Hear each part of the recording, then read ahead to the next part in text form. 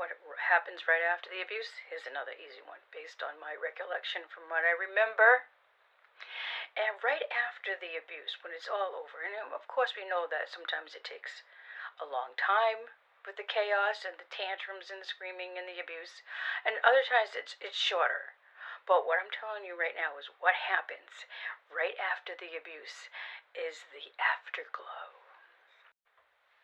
Now, the afterglow for me is something that I get after I eat a meal. I like to sometimes sit at the table after eating is done and just sit there.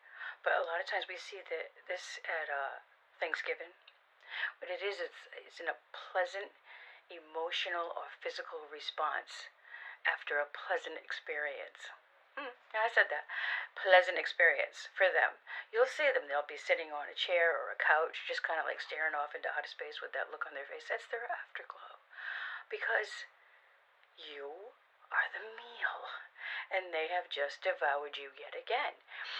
So then, of course, they're going to have an afterglow. Because that's what happens after you eat.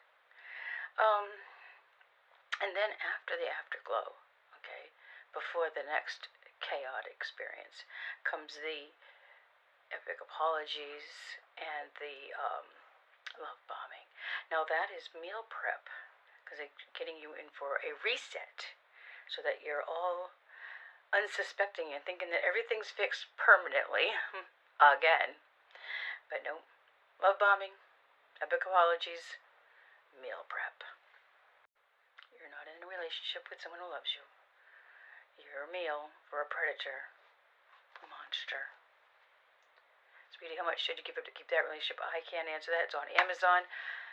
Journaling in the back of the paperback. Gender neutral for the audiobook. Prove it to yourself for 99 cents for the Kindle on Amazon.